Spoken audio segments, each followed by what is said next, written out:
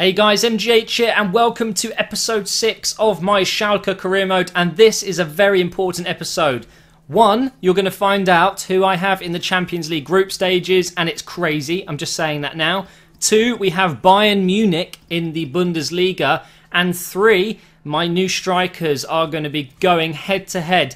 Who is going to be the best striker that I've bought out of Ibarbo and Batshuayi? Now, a lot of people were, I don't want to say disappointed, but I did see some comments when I bought my strikers, Ibarbo and Batshuayi, that a lot of people thought the Soga should have been the best option. But obviously, I based my decision off you guys. In the episode before that, he wasn't as popular. So what I'm going to do, guys, I'm going to say this right now. I'm going to keep one of Batshuayi, talking of him, almost scored there. I'm only going to keep one of him or Ibarbo. When we get to January transfer window, I will decide who has been the better player. So I'm going to give them a fair amount of games. At the end of the first 6 months of the season, I'm going to say to one of those players, you're out, and I'm going to do a swap for La Soga. So that can make everyone happy. So I want some predictions in the comments, guys. Who do you think, out of Batshuayi and Ibarbo, will do the best for the club? I think Batshuayi does seem like a more complete striker. His finishing is better. He feels, I don't want to say more clunky than Ibarbo, but more planted. And I feel like he's maybe a bit stronger. Whereas Ibarbo is a lot harder to handle for the other, defenders. And in general is just a bit more of an overpowered, sweaty striker. But I think Batshuayi might just edge it.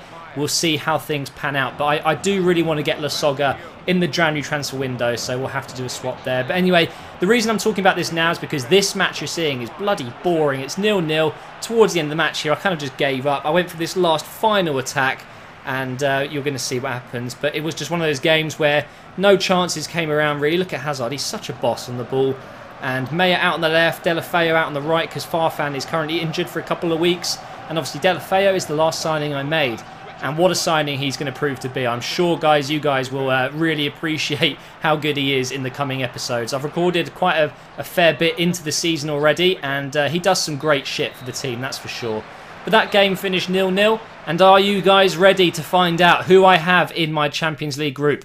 Is it Barcelona? Is it Real Madrid? Is it Bayern? Of course it's not Bayern. It is Barcelona, and it's Porto and Grasshopper.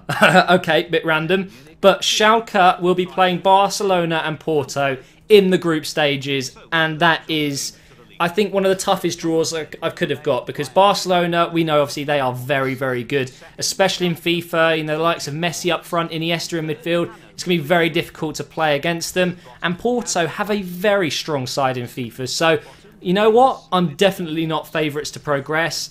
And we have our first Champions League game up against Grasshopper right now. And this is a must-win, because potentially I could lose both games against Porto and Barcelona.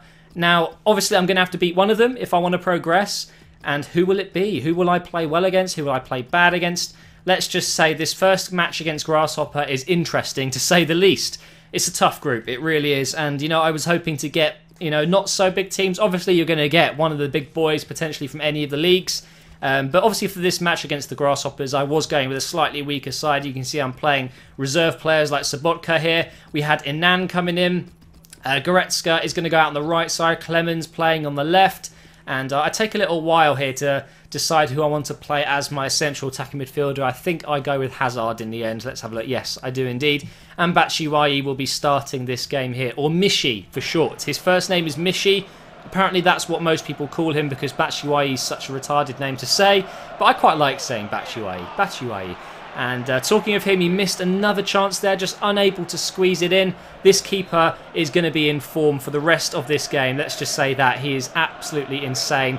He couldn't save that one, but it's unfortunately bouncing off the edge of the bar there, or the angle as they call it. And that means it stays 0-0. And look at this defensive work here from Opere. What a signing he's going to be. I'm sure for Porto, he's going to be absolutely incredible for them. But obviously I'm basing that knowledge off what I've seen so far in this game. I haven't seen him play in real life. We'll see how he gets on there. But there's that chance again. Very nice save from the keeper. And going in at 0-0 at half-time was a bit of a shock to me. I thought I was going to win this game, maybe comfortably 3, maybe even 4-0. But this team I'm using is not as strong as it could be. I did decide to change a few players. I put Prince up front, or Boateng, and he definitely helped us out, getting a few chances. But that was just the wrong decision, crossing in that far. And here in the 86th minute, we're going through on goal here. Here goes Mayer, and he skies it. How dare you? In the last few minutes of the game, well, it turns out, actually, again, it was the keeper who made a very light save there. It just bounced off his elbow, I think. And look at that, 7 shots to 1. How is it still 0-0? And I get one of those final chances. You see it go wide. You just think, fuck, I'm just not going to score today, am I? Get very close with the header there with Santana, and Hoger's just about to pass that to Clemens, but obviously the referee's had enough. He wants to go home and have his bath and some chocolate, and he wants to call the game early. What a prick.